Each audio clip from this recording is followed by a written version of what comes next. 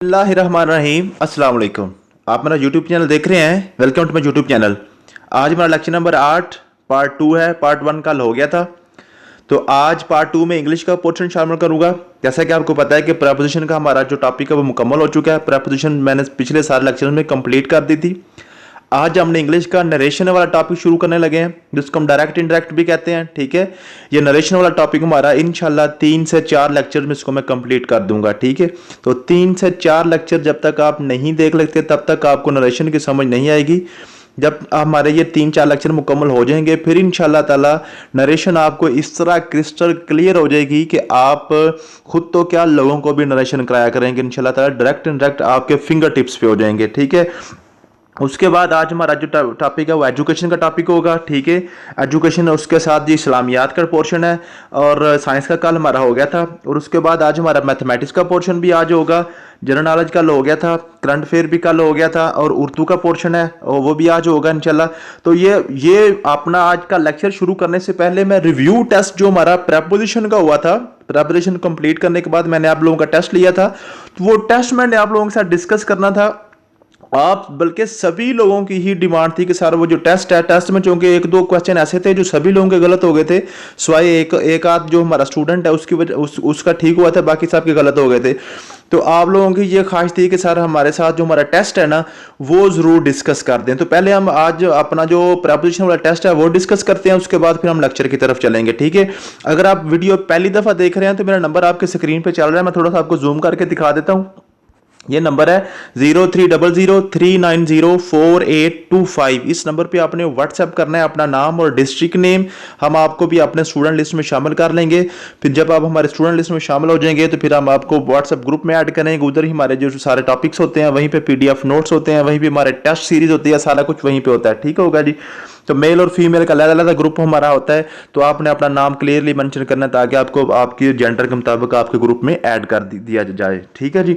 तो नेक्स्ट है जी, आज तो यहाँ पे सबसे पहले जो पहला क्वेश्चन था ये तो बिल्कुल किसी का भी कोई डिस्प्यूट नहीं था, सबको क्लियर था, देयर इज हिंड्रेंस, दूसरा भी कोई मसला नहीं था। तीसरे क्वेश्चन पे थोड़ा सा मसला आ रहा था। ठीक है, I should not pride dash my qualification, इसका करेक्ट आंसर था इन। अब ये जो इन है ना, इन पे सबका एतराज था। ठीक है, अब देखें इस पे एतराज क्यों बन रहा है। एतराज इसलिए बन रहा है कि सभी लोग प्राइड को प्राउड की सेंस में पढ़ रहे हैं। Proud of, proud of, proud of her जगह पे आप यूज करते हैं। तो आप प्राउड को जस्ट अपने माइंड से जब निकालेंगे प्राउड के लफ्ज को, फिर आप इसको क्लियर कर सकेंगे। देखें जो प्राउड है, प्राउड एज एडजेक्टिव जब यूज होता है, एडजेक्टिव यूज होता है, तब हम प्राउड के साथ ऑफ लगाते हैं। ठीक है, अब यहां पे जो प्राइड है, मुझे बताएं यहां पे कैसे यूज हो रहा है। यहां पे प्राइड तो एज ए नाउन यूज हो रहा है। ठीक है, तो प्राइड आमतौर पे या तो नाउन यूज होता है या फिर एज ए एडवर्ब यूज होता है। ठीक है, तो वर्ब यूज हो जाए तो फिर हम इसको ऑन लगाते हैं प्राइड के साथ, अगर एज ए नाउन यूज हो जाए तो फिर हम इस पे इन लगाते हैं प्राइड के साथ। ठीक है, तो ये आपको मसला इसलिए बना है क्योंकि ये वाला टॉपिक जो है ना, नाउन, एडवर्ब और एडजेक्टिव के हवाले से आपने किस तरह प्रपोजिशन यूज करनी है वो मेरे लेक्चर्स में नहीं डिस्कस किया गया था, इसलिए आपको ये मसला बन गया था। ये मैं फिर कभी इंशाल्लाह ताला जब इंग्लिश को हम सारा कंप्लीट करेंगे ना, राउंड ऑफ करने लगेंगे, फिर ये जो टॉपिक्स ज़मीनी टॉपिक्स 2-4 रह जाएंगे वो मैं एंड पे आपके करवा दूंगा। ठीक है, तो ये आपने क्लियर कर लेना है कि प्राइड इन होता है। ठीक है, और कुछ लोग ये कह रहे थे कि सर हो सकता है ये आपसे मिस प्रिंटिंग हो गई हो या तीसरा क्वेश्चन गलत लिखा गया हो। बिल्कुल बेटा नहीं है, जो रिव्यू टेस्ट मैं लेता हूँ उसका मैं खुद 10 दफ़ा रिव्यू करता हूँ, फिर आपको मैं टेस्ट देता हूं। और ये जो प्राइड इन वाला हमारा थर्ड क्वेश्चन है, ये PPSC और FPSC बल्कि CSS में भी ये क्वेश्चन 12 दफा आ चुका है। ठीक है, और इसकी गवाह हमारी जो स्टूडेंट है तैबा, जिसका ये ठीक हुआ था, वो भी इस चीज़ की गवाह है कि वो पेपर दे के आई थी, उन्होंने उसको पेपर में देखा था और ये वहाँ पे भी अपना गलत लेके आई थी, फिर इनको तब से याद है कि प्राइड के साथ इन आना था। ठीक है जी। नेक्स्ट जी, ये चौथा, ये तो फॉर 5 ईयर्स या बिल्कुल बच्चों वाला काम था, यहाँ पे गिनती यूज हो रही है, आपको पता है, ये मैंने सारा आपको समझाया हुआ है। ठीक है, हार्ड वर्किंग की टू सक्सेस, ये भी आपको सबको पता है। 8वां क्वेश्चन यहाँ पे आकर थोड़ा सा मसला कर रहा था, वो भी बिल्कुल प्राइड वाली सिचुएशन है। ठीक है, यहाँ पे इन यूज हो रहा है, ये भी वही है जो मैंने आपको समझा दिया। और यहाँ पे एंड पे था जी 10वां कुछ लोगों को तंग कर रहा था। She takes lectures on dash sorry she takes lecture dash YouTube. तो यहाँ पे ऑन, तो यहाँ पे बच्चे परेशान हो रहे थे कि ऑन यहाँ पे क्यों आता है। बेटा मैंने आपको क्लियरली अपनी जो वीडियो है ऑन वाली वीडियो है, आप देख लें जाके प्रपोजिशन की ऑन वाली वीडियो, उसमें मैंने आपको बताया हुआ जब भी कोई मशीन यूज हो जाए, कोई भी डिवाइस यूज हो जाए, मैंने वहां पे आपको एग्जांपल कोट की थी कि आई एम ऑन फोन, कि मैं टेलीफोन पे बात कर रहा हूं। तो यूट्यूब क्या है, ये एक डिवाइस ही है ना, ये एक आपकी आपकी सॉफ्टवेयर डिवाइस ही है ना, उस पर आप काम कर रहे हैं ना। तो यहाँ पे क्या लगेगा, ऑन लगेगा। मैंने आपको बताया था रेडियो आ जाए, टीवी आ जाए, मोबाइल फोन आ जाए, कंप्यूटर आ जाए, लैपटॉप आ जाए, कोई भी डिवाइस आ जाए, तो आपने क्या लगाना होता है, ऑन लगाना होता है। बाकी सारे आपको क्लियर थे, मैंने सारे इसलिए नहीं किए डिस्कस, क्योंकि अगर मैंने सारे करूंगा तो आपकी वीडियो बहुत ज़्यादा लंबी हो जाएगी। ठीक है जी, तो आज हम अपने लेक्चर की तरफ चलते हैं। Lecture number 8 part 2 narration. Narration किसे कहते हैं जी, ठीक है, इसके लिए मैं थोड़ा सा आपको व्हाइट बोर्ड पे लेके जाऊंगा, ठीक है, ताकि ये जो हमारा आज नरेशन का पहला टॉपिक है, बिल्कुल पहला हमारा लेक्चर है, तो थोड़ा सा आप इसको क्लियरली समझ लें। ठीक हो गया जी। तो नरेशन क्या होती है आपकी, देखें जी, नरेशन इसका ताल्लुक है एक इस्लामिक पॉइंट ऑफ व्यू से। आप देखें, जैसे कहते हैं नरेटेड द हदीस फ्रॉम फलां साहबी, के फलां साहबी रवायत करते हैं। ठीक है, नरेशन का ताल्लुक होता है किसी दूसरे बंदे से बात सुन के आपको बताई जाए। फॉर एग्जाम्पल, ये मेरे पास जी 3 लोग हैं, मैं आपको ये कहता हूं, फॉर एग्जाम्पल ये मेरे पास एक बंदा ये है, एक बंदा यहां पे खड़ा है, ठीक है जी, और एक बंदा ये यहां पे खड़ा है। ठीक है, ठीक है, फॉर एग्जाम्पल मेरे पास ये 3 लोग हैं। ठीक है, अब इस बंदे ने, ये जो पहला बंदा है हमारे पास, ये जो पहला बंदा है, ठीक है, इस पहले बंदे ने कोई बात इस दूसरे बंदे को बताई। ठीक है, इस दूसरे बंदे ने पहले बंदे से बात सुनी और यही बात इसने तीसरे बंदे को बताई। फॉर एग्जाम्पल, ये बाप है, ठीक है, ये इसके 2 बेटे हैं। बाप बेटे को कहता है कि मैं तुम्हारे लिए गिफ्ट लाया हूं, मैं तुम्हारे लिए गिफ्ट लाया हूं। ठीक है, अब ये जो दूसरा नंबर पे है ना, ये जो इसका बेटा है, ये भागा भागा तीसरे के पास जाएगा और उसको कहेगा कि मेरे वालिद साहब कहते हैं कि मैं तुम्हारे लिए गिफ्ट लाया हूं। आप देखें, जब जो बात इसके वालिद से इसने डायरेक्ट सुनी है ना, वो हमारी होगी डायरेक्ट स्पीच, और ये गिफ्ट वाली बात तीसरे बंदे ने वालिद के मुंह से डायरेक्ट नहीं सुनी, उसने इनडायरेक्ट सुनी है। किससे, दूसरे बंदे के मुंह से। ठीक है, उसने दूसरे बंदे के मुंह से सुनी है। ठीक है, थोड़ा सा आपको क्लियर कर दूं, ये बड़ा गंद पड़ गया। ठीक है, तो क्या जी, ये एक बंदा है, ये 3 बंदे खड़े हैं, इस बंदे ने इसके लिए कोई गिफ्ट लाया है। ठीक है, ये फटाफट शेखी मारने के लिए तीसरे बंदे को बताने गया, जी मेरे वालिद साहब कहते हैं कि वो मेरे लिए गिफ्ट लाए हैं। ठीक है, इसने क्या कहा था, मैं तुम्हारे लिए गिफ्ट लाया हूं, पहले नंबर वाले ने। दूसरे नंबर वाले को कहा कि मैं तुम्हारे लिए गिफ्ट लाया हूं। दूसरे ने तीसरे बंदे को क्या जाके बताया कि वो मेरे लिए गिफ्ट लाए हैं। ये क्या कह रहा था, मैं आपके लिए गिफ्ट लाया हूं, वो जाके बता रहा है कि वो मेरे लिए गिफ्ट लाए हैं। मैं किस में चेंज हो गया, वो में। क्या मतलब है, जो बात किसी बंदे से डायरेक्ट सुनी जाती है वो हमारी डायरेक्ट स्पीच होती है, जो किसी के वाइस सुनी जाती है वो इनडायरेक्ट होती है। ठीक है, जैसे जिस सहाबा कराम रजी अल्लाह ताला अन्हु ने नबी करीम सल्लल्लाहु अलैहि वसल्लम से बात डायरेक्ट सुनते थे, ठीक है, वो डायरेक्ट स्पीच थी। अब हम तक जो बातें पहुंचती हैं वो इनडायरेक्ट स्पीचेस होती हैं। तो किसी साहबी ने ये तो नहीं ना कहा कि मैं कहता हूं कि नमाज पढ़ा करो। साहबी यही कहते हैं ना कि नबी करीम सल्लल्लाहु अलैहि वसल्लम ने फरमाया था कि नमाज पढ़ा करो, सच बोला करो। ठीक है, समझ आ गई है। तो चलते हैं जी अपने जो है ना लेक्चर की तरफ। लेक्चर पे आ गए हैं। फॉर एग्जांपल, पहला देखें, हजरत मोहम्मद सल्लल्लाहु अलैहि वसल्लम said to me I love you. Hazrat Muhammad सल्लल्लाहु अलैहि वसल्लम ने मुझे कहा आई लव यू। नबी करीम सल्लल्लाहु अलैहि वसल्लम ने मुझे फरमाया कि मुझे तुमसे मोहब्बत है। सुभान अल्लाह, कितने खुशकिस्मत वो सहाबी थे जिनको नबी करीम सल्लल्लाहु अलैहि वसल्लम ने ये फरमाया था। अगर आप मुझे सहाबी का नाम बता दें तो मैं आपका अप्रिशिएट करूंगा। मुझे पता है उस सहाबी का नाम, मैं जानबूझ के आपके सामने ये नाम नहीं ले रहा, ठीक है। ये आप समझने कि आपने सर्च करना है कि नबी करीम सल्लल्लाहु अलैहि वसल्लम ने एक सहाबी की का बाजू पकड़ के फरमाया था कि मुझे तुमसे मोहब्बत है, ठीक है।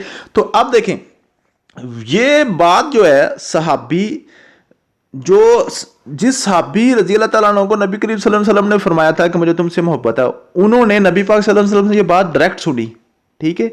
अब वो ये बात किसी को जाके बताएंगे तो ये तो नहीं कहेंगे आई लव यू, वो कहेंगे he loved me, he loves me. क्या मतलब है कि वो मुझसे मोहब्बत करते हैं, ठीक है ना।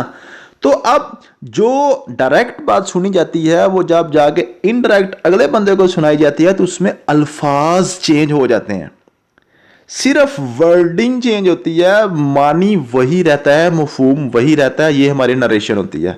उम्मीद है कि आपको नरेशन की कॉन्सेप्ट समझ आ गया होगा, ठीक है। उसके बाद इसको डायरेक्ट को इनडायरेक्ट में, इनडायरेक्ट को डायरेक्ट में कैसे चेंज करना है, ये बात की बातें हैं। इनसे ये कुछ रूल्स होते हैं, बिल्कुल आसान है, बिल्कुल हलवे की तरह मैं आपको पढ़ाऊंगा, इंशाल्लाह मीठे लगेंगे आपको, परेशान नहीं आपने होना, ठीक है जी। इसी तरह the teacher said I live in Gujranwala. क्या जी, टीचर ने कहा कि मैं गुजरांवाला रहता हूं। अगर अपने टीचर की बात आप किसी और को जाके बताएं कि आपके टीचर कहां रहते हैं तो आप ये तो नहीं कहेंगे आई लिव इन गुजरांवाला, आप यही कहेंगे ना ही लिव्स इन गुजरांवाला, वो गुजरांवाला रहते हैं। टीचर तो कह रहा है मैं गुजरांवाला रहता हूं, तो आप क्या बताएंगे, वो गुजरांवाला रहते हैं, ठीक है। रहते तो गुजरांवाला ही हैं, बात वही रही है, लेकिन अल्फाज थोड़े चेंज हो गए हैं। वो कहते हैं मैं रहता हूं, आप बताएंगे वो रहते हैं, मैं की जगह वो आ जाएगा, ठीक है। The boy asked to stranger who are you. लड़के ने पूछा तुम कौन हो, ठीक है। लड़के ने स्ट्रेंजर से पूछा तुम कौन हो, ठीक है, समझ आ गई। तो अब यहां पर दूसरी बात आपने क्या समझनी है, नरेशन के जो फिक्रा होता है, जो सेंटेंस होता है, इसके दो हिस्से होते हैं। एक होता है रिपोर्टिंग पार्ट, एक होता है reported speech. Reporting part R P से मैं उसको जाहिर करूंगा और रिपोर्टेड स्पीच को आर एस से मैं जाहिर करूंगा, ठीक है। तो यहां पे जो इन्वर्टेड का मतलब मैंने लगाए हुए हैं ना, कॉमे से पहले पहले जो हिस्सा होता है वो हमारा रिपोर्टिंग पार्ट होता है आरपी, और जो इन्वर्टेड कामास के अंदर होता है बाद वाला हिस्सा होता है वो हमारा होता है रिपोर्टेड स्पीच आर एस, ठीक है। तो आज जो हमने पढ़ा है वो सिर्फ यही दो बातें पढ़ी हैं कि नरेशन में हर फिक्रे के, हर सेंटेंस के दो हिस्से होते हैं, एक आरपी और एक आर एस, रिपोर्टिंग पार्ट और रिपोर्टेड स्पीच, ठीक है। ये आपने क्लियर कर लेने, दो हिस्से होते हैं, ठीक है। अब नेक्स्ट में जब ये नरेशन को अगले लेक्चर में आऊंगा तो मैंने सिर्फ रिपोर्टिंग पार्ट और रिपोर्टेड स्पीच की बात करनी है। मैंने फिर आपको नहीं बताना है कि ये मैं किसकी बात कर रहा हूं, आपको एग्जैक्ट समझ आ जाना चाहिए कि रिपोर्टिंग पार्ट की बात कर रहे हैं तो रिपोर्टिंग पार्ट कौन सा है इस फिक्रे में, रिपोर्टिंग स्पीच की बात, रिपोर्टेड स्पीच की बात कर रहे हैं तो रिपोर्टेड स्पीच कौन सी है, ठीक है। I said to her, I said to her, यहां तक ये रिपोर्टिंग पार्ट है, ठीक है। माइंड योर लैंग्वेज, ये क्या है जी, ये रिपोर्टेड स्पीच है, ठीक है जी। नरेशन हम इसको बड़ी डिटेल से पढ़ेंगे, 3-4 लेक्चर लगा के, इंशाल्लाह आपको कभी भी हमेशा ये हमेशा याद हो जाएगी, कभी भी ये भूलेगी नहीं, ठीक होगा जी। नेक्स्ट है जी एजुकेशन वाला पोर्शन। एजुकेशन का पोर्शन है जी 10 मार्क्स हैं इसके। यूनिवर्सिटी ऑफ एजुकेशन लाहौर वाला एस्टैब्लिश इन सितंबर 2002, 10 सितंबर 2002 को बनी थी, ये ठीक है जी, इसमें कोई समझाने वाली बात नहीं, आपने याद कर लेना है। ये जो यूनिवर्सिटी ऑफ एजुकेशन है इसका पर्पज था क्वालिटी टीचर्स जो थे ना वो पब्लिक और प्राइवेट स्कूलों को प्रोवाइड करना, इसका मकसद था, इसको बिल्ड करने का, इसको स्टैब्लिश करने का, ठीक है जी। एजुकेशन सेक्टर रिफॉर्म ESR 2003 में आए थे, ठीक है जी। ये नेशनल एजुकेशन पॉलिसी 1998 से 2010 वाली जो थी ना उसके अंदर से इसको निकाला गया था, ठीक है जी, वहां से ओरिजिनेटेड हुआ था। Sector reforms based on efficiency and equity, ठीक है जी। लॉन्च यूनिवर्सल प्राइमरी एजुकेशन यूपीई जो है ना, ये जी हमारा ईएसआर ने ही लॉन्च किया था, ठीक है जी। 100% प्राइमरी एजुकेशन जो है ना लिटरेसी रेट हासिल करने के लिए। पाकिस्तान मदरसा बोर्ड स्टैब्लिश भी हुआ था ईएसआर की रोशनी में। ईएसआर क्या है जी? एजुकेशन सेक्टर रिफॉर्म, ठीक है जी। उसके बाद जी ईएसआर ने इनकरेज किया था private public partnership in education को, ठीक है जी। Introduce adopt school program, school adopt program भी इन्होंने ही स्टार्ट किया था, ठीक हो गया जी। ये पेफ वगैरह पीमा स्कूल वगैरह चल रहे हैं ना, ये अडॉप्ट स्कूल प्रोग्राम होता है, ठीक है जी। इन 2004 पेफ पंजाब एजुकेशन फाउंडेशन 1991 रिस्ट्रक्चर्ड। ये जो ईएसआर है इसने आके 1991 में जो पंजाब एजुकेशन फाउंडेशन बनी थी पेफ, उसको रिस्ट्रक्चर किया था 2004 में आके, ये ईएसआर ने ही करवाया था, ठीक है जी। Introduction of IT education, IT education को भी इंट्रोड्यूस करवाया था कि जो कंप्यूटर की एजुकेशन है वो भी कुछ एजुकेशन होती है, इससे पहले आईटी की एजुकेशन नहीं होती थी पाकिस्तान में, ठीक होगा जी। तो ये 10 पॉइंट थे एजुकेशन के, या आपने इनको क्लियर कर लेना। नेक्स्ट जी इस्लामियात है।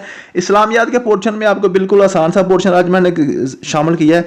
ये जी months of Islamic calendar, Islamic calendar के जो 12 महीने हैं ना, ये आपने तरतीब वाइज याद कर लेने हैं। ये आमतौर पे तो नहीं पूछता, लेकिन कभी कभार मैंने 2-4 पेपरों में देखे हैं पीपीएससी और एनटीएस में कि ये इस तरह क्वेश्चन पूछ लेता है कि इस्लामिक कैलेंडर का 6वां महीना कौन सा है, इस्लामिक कैलेंडर का 9वां महीना कौन सा है, इस्लामिक कैलेंडर में रमजान के बाद कौन सा महीना आता है, ठीक है जी।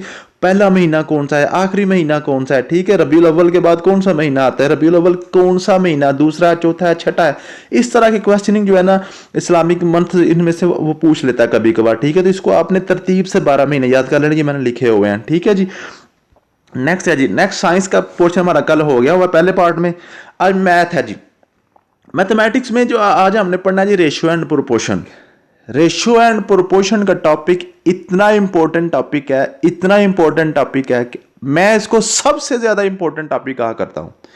मैं कहता हूं कि अगर रेशियो एंड प्रोपोर्शन का पेपर में क्वेश्चन ना आए तो पेपर बन ही नहीं सकता। मैं यहां तक कहा करता हूं कि कोई ऐसा टॉपिक मैथमेटिक्स का यानी कोई पेपर ऐसा नहीं है जिसमें मैथ का टॉपिक शामिल हो, रेशियो और प्रोपोर्शन का पेपर में क्वेश्चन ना आए, ठीक है। रेशियो एंड प्रोपोर्शन इसको उर्दू में निस्बत और तनासब कहते हैं। ये पेपर में लाजमी आना होता है ये क्वेश्चन, ठीक है। इसके बगैर समझेगा पेपर ये अधूरा होता है, ठीक है। तो रेशियो एंड प्रोपोर्शन का क्वेश्चन, इसको समझाना भी थोड़ा सा मुश्किल होता है और समझना भी थोड़ा सा मुश्किल होता है, इसलिए आपने इसको जरा गौर से देखना है। इसलिए मैं इस टॉपिक के लिए 2 से 3 लेक्चर्स रखा करता हूं, 2 से 3 लेक्चर में इसको कवर करता हूं ताकि ये आपका अच्छी तरह से क्लियर हो जाए, ठीक है जी। चलते हैं जी पहले क्वेश्चन की तरफ। मैं थोड़ा सा आपको यहाँ पे क्वेश्चन पढ़ के सुना दूं, समझा दूं, फिर हम व्हाइट बोर्ड पे चलेंगे, वहां पे जाकर उसको मैं क्लियर करवा दूंगा।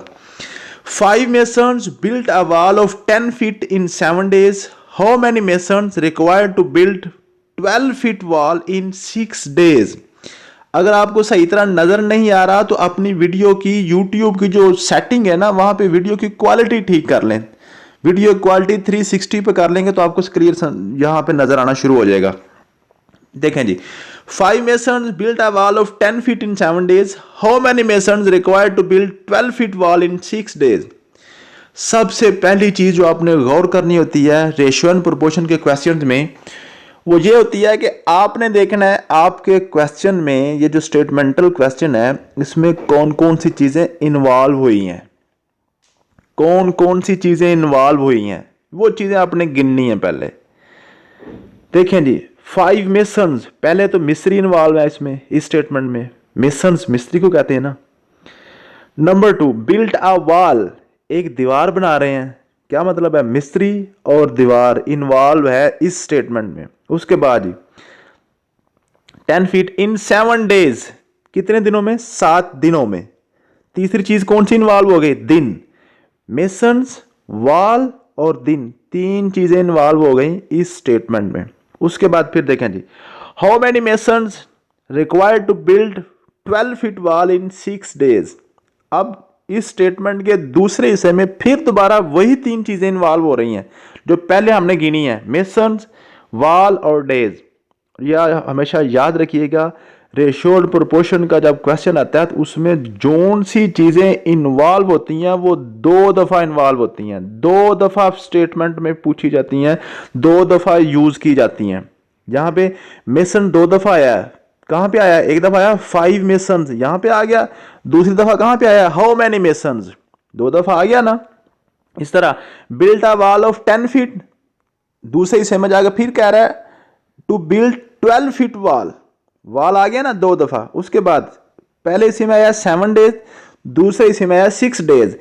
It means ratio and proportion के क्वेश्चन में जोन सी चीजें इन्वॉल्व होती हैं वो 2 दफा इन्वॉल्व होती हैं। एक ही क्वेश्चन में, एक ही स्टेटमेंट में 2 दफा लिखी हुई आपको मिलेंगी।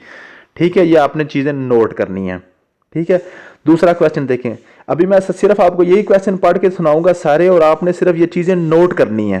ठीक है, 40 kg food is enough for 12 people for 10 days.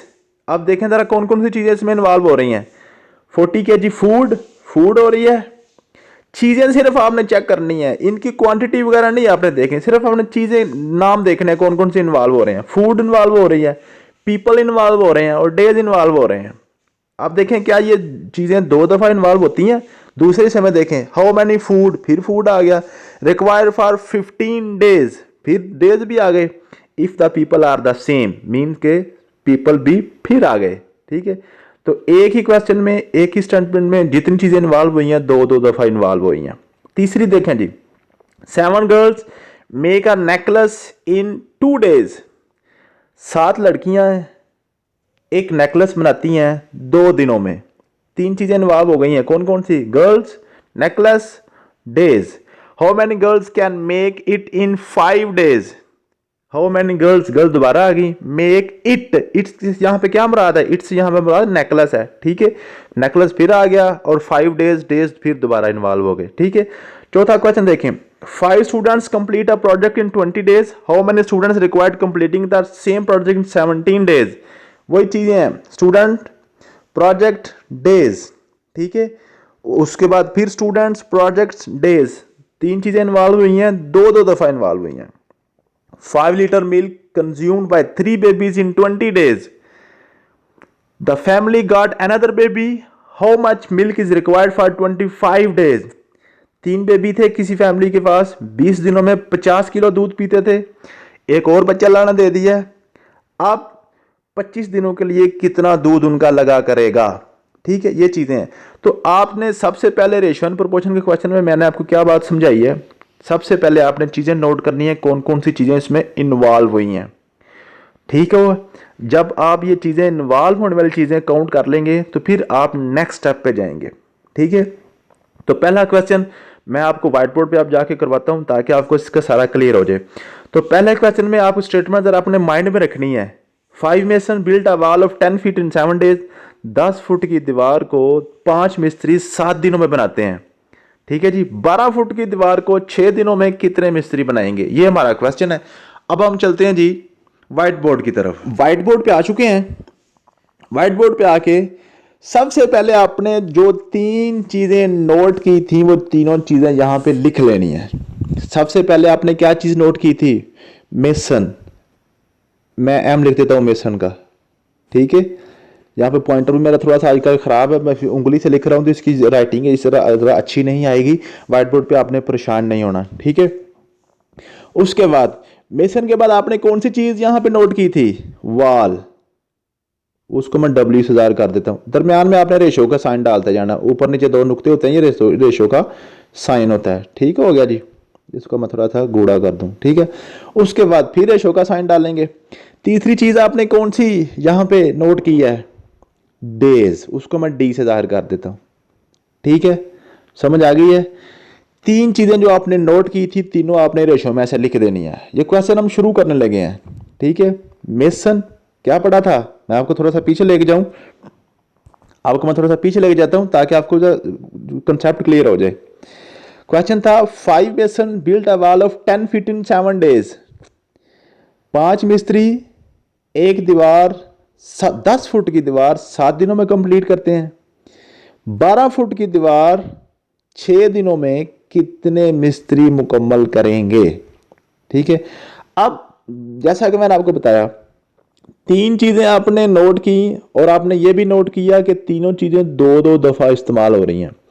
पहली दफा जो सेट बना था, पहला सेट दो सेट बन रहे हैं तीनों चीजों के। पहला सेट देखें, पहले सेट में क्या है, 5 मिस्त्री हैं, 10 फुट दीवार है, 7 डेज हैं। दूसरे सेट में क्या है, 12 फुट दीवार है, 6 दिन है, और मिस्त्रियों की तादाद हमें मालूम नहीं है, वो हमने मालूम करनी है। दो सेट आपने मुकम्मल कर लेने हैं। पहले सेट में क्या है जी, 5 मिस्त्री हैं, 10 फुट दीवार है, 7 दिन है। दूसरे सेट में एक ही स्टेटमेंट में दो सेट बन रहे हैं। दूसरे सेट में मिस्त्रियों की तादाद मालूम नहीं है, वो हमने मालूम करनी है। दीवार 12 फुट है, दिन 6 है। ठीक है, तो चलते हैं जी व्हाइट बोर्ड की तरफ दोबारा। ये सेट आपने अपने क्लियर कर लेने हैं। अब पहला आप सबसे पहले आप पहला सेट लिखें। पहले सेट में मेसन कितने हैं, 5 हैं जी। मिस्त्री कितने हैं, 5 हैं। ये आपने साथ साथ ऐसे लगाते जाना है रेशो का साइन। वाल कितनी थी, 10 फुट थी। पहला सेट आप लिख रहे हैं, ठीक है। उसके बाद डेज कितने थे, 7 डेज थे। लो ये 7 डेज लिख रही है, ठीक है, यहां तक समझ आ गई। दूसरी बात, अब दूसरा सेट इसके नीचे लिखें। दूसरे सेट में मिस्त्री कितने हैं, कोई पता नहीं, वो एक्स लिख दिए, ठीक है। उसके बाद फिर रेशो का साइन लगाएं। उसके बाद वाल कितनी है, 12 फुट की है, ये लिखा हुआ है स्टेटमेंट के अंदर, ठीक है। डेज कितने हैं, यहां पे 6 हैं। लो जी, ये चीज आपने लिखनी है, ठीक है। पहला सेट में कितने थे, कौन कौन सी चीजें थी। दूसरे सेट में एक ही स्टेटमेंट में जो सी चीजें इन्वॉल्व होती हैं वो 2 दफा इन्वॉल्व होती हैं, दोनों के सारी चीजों के 2 सेट बन जाते हैं, ठीक है जी। अब यहां पे आपने क्या करना है, अब यहां पे आपने एरो साइन लगाने हैं, तीर के निशान लगाने हैं। जो लोग मैथ वाले हैं या जिन लोगों ने रेशियो एंड प्रोपोर्शन को कभी टच किया होगा, अब उनको समझ आ रही होगी कि असल काम शुरू होने वाला है। रेशियो एंड प्रोपोर्शन में तीर लगाना असल काम होता है। जो लोग तीर लगा लेते हैं उनका रेशियो एंड प्रोपोर्शन क्लियर हो जाता है। तीर आपने लगाने सीख लेने हैं। ये जो पहला मेसन है ना, मेसन पे आपने जो आपका पहला जहां पे एक्स होगा ना, हमेशा आपने एक्स से शुरू करके ऊपर की तरफ तीर लगा देना ऐसे, ठीक है। आज लिखाई सही नहीं हो रही, मेरा पॉइंटर थोड़ा सा खराब हुआ है, तो ये उंगली के साथ समझ नहीं आ रही, ठीक है। तीर आपने नीचे से ऊपर को लगा देना है, ठीक हो गया। उसके बाद वाल और डेज पे भी आपने तीर लगाना है। वो आपने किस तरह लगाना है, तीर लगाना है जिसको आगे आज के वीडियो लेक्चर में सिर्फ आपको मैंने तीर लगाने ही सिखाने हैं, ठीक है। जिसको तीर लगाने आगे समझोगे वो उसका सारा क्वेश्चन क्लियर हो गया। उसके बाद आपने ये डेज को समझना है कि है ही कोई नहीं। डेज को अभी साइड पे कर दें, सिर्फ वाल को देखें, ठीक है। वाल और मेसन का आपस में ताल्लुक आपने देखना है।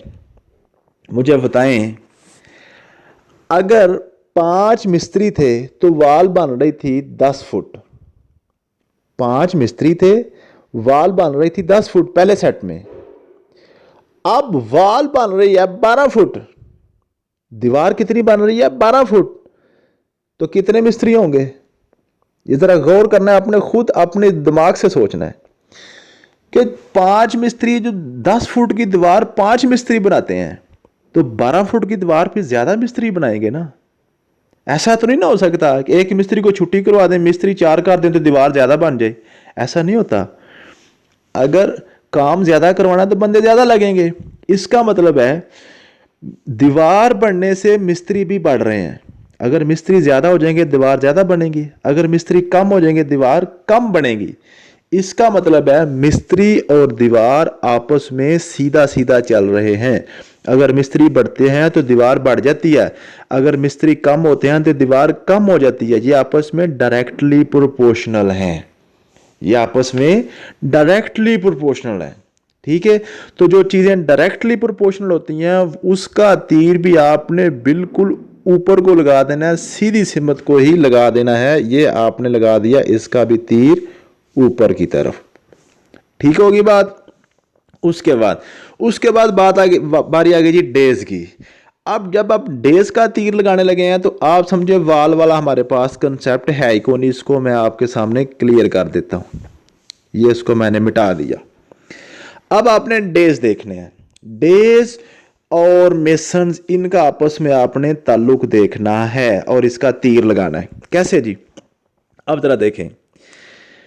5 मिस्त्री काम कर रहे हैं, वो काम मुकम्मल करते हैं 7 दिनों में। 5 मिस्त्री 7 दिनों में काम करते हैं। ठीक है। अगर वही काम मुकम्मल करने के लिए हमारे पास दिन रह जाए 6, एक दिन कम हो जाए, एक दिन कम हो जाए, तो मुझे बताएं मिस्त्री ज्यादा लगाने पड़ेंगे कि कम लगाने पड़ेंगे? आपने खुद सोचना जरा। एक काम है, एक दीवार है, उसको मिस्त्री मुकम्मल करते हैं 7 दिनों में, 5 मिस्त्री। अगर मालिक कहता है कि नहीं मुझे ये 6 दिनों में मुकम्मल चाहिए, तो ठेकेदार क्या करेगा? मिस्त्री बढ़ा देगा ना, एक मिस्त्री ज्यादा या 2 मिस्त्री ज्यादा लगा देगा ताकि काम हमारा जल्दी कंप्लीट हो जाए। ऐसे ही है ना। इसका मतलब है अगर दिन कम हो रहे हैं तो मिस्त्रियों की तादाद बढ़ानी पड़ेगी। अगर ठेकेदार के पास टाइम ज्यादा है, दिन ज्यादा है, तो वो मिस्त्री थोड़े भी लगा लेगा तो उसका काम कंप्लीट हो जाएगा उतने दिनों तक। लेकिन अब मालिक कह रहे हैं कि दिन थोड़े रह गए हैं, 7 दिनों से हमने दिन काम कर कितने कर दिए? 6 कर दिए हैं, तो मिस्त्री फिर बढ़ाने पड़ जाएंगे। इसका क्या मतलब है कि दिन और मिस्त्री आपस में उलट चल रहे हैं। अगर दिन कम होते हैं तो मिस्त्री ज्यादा लगाने पड़ते हैं, अगर दिन ज्यादा हो तो थोड़े मिस्त्रियों से भी कम चल सकता है। ठीक है जी, समझ आ गई? ये आपस में इनवर्सली प्रोपोर्शनल है, दिन और मिस्त्री आपस में इनवर्सली प्रोपोर्शनल है। तो जो उलट चल रहे हैं ना, तो इसका तीर भी आपने उल्टा लगा देना है, नीचे की तरफ लगा देना है। लो जी, ये सिर्फ तीर लगाने आज आपने सीखने हैं। बाकी ये तीरों का क्या करना है, कैसे इस्तेमाल करना है, वो बाद की बातें हैं, वो इंशाल्लाह आपको मैं क्लियर करवा दूंगा। आज सिर्फ आपने तीर लगाने सीखने हैं। ठीक है। 5वां क्वेश्चन देखें। 5 litre milk consumed by 3 babies in 20 days. Family got another baby. How much milk is required for 25 days? 5वें क्वेश्चन में जरा देखें, चेक करें क्या है। 3 चीजें इन्वॉल्व हैं, कौन कौन सी? Milk, babies and days. Milk, babies and days. और उसके बाद जी दूसरे सेट में क्या है जी? मिल्क, बेबीज एंड डेज ही है। पहले सेट में 50 लीटर मिल्क है, 3 बेबीज हैं, 20 दिन है। दूसरे सेट में बेबीज 4 हो गए हैं क्योंकि फैमिली को एक और अल्लाह ने बेबी दे दिया। ठीक है। और मिल्क आपने मालूम करना है कितना चाहिए। दूसरे सेट में मिल्क हो गया x, और डेज हमारे कितने हैं जी? 25 डेज हैं। ठीक है। तो 3 चीजें हैं, मिल्क, बेबीज एंड डेज। दूसरे सेट में भी मिल्क, बेबीज एंड डेज हैं। इस क्वेश्चन के आप मुझे तीर लगा के सेंड करेंगे, ये आपकी असाइनमेंट होगी आज की मैथमेटिक्स की। ठीक है। इस क्वेश्चन के आपने तीर मुझे सिर्फ लगा के देने कि इसमें तीर किस तरह के आएंगे। ठीक है। नेक्स्ट चलते हैं जी। नेक्स्ट आज हमारा टॉपिक है जी उर्दू का। उर्दू के टॉपिक में जो पीडीएफ डाटा ग्रुप में शेयर कर दिया जाएगा। सही जुमलों की पहचान है, सही गलत जुमले जो होते हैं ना पेपर में लिखे होते हैं कि इसमें से सही जुमला कौन सा है। ठीक है। तो वो जो है ना, वो मैं पीडीएफ डाटा आपके इस ग्रुप में शेयर करूंगा, जो आपका व्हाट्सएप ग्रुप है, उसमें उसको आपने याद करना है। उसका हम टेस्ट लेंगे इंशाल्लाह। मैं आपको टाइमलाइन सारा आपके ग्रुप्स में ही बता दूंगा। तो वो जो पीडीएफ डाटा है वो आपके ग्रुप में मैं शेयर कर दूंगा, वहीं से आपने पढ़ना है, वहीं से आपने उसको याद करना है। याद करके उसी का हम टेस्ट लेंगे। कल के लेक्चर होने से पहले पहले उसका टेस्ट इंशाल्लाह हो जाएगा। ये था आज का लेक्चर। मिलते हैं नेक्स्ट वीडियो में। अल्लाह हाफिज़।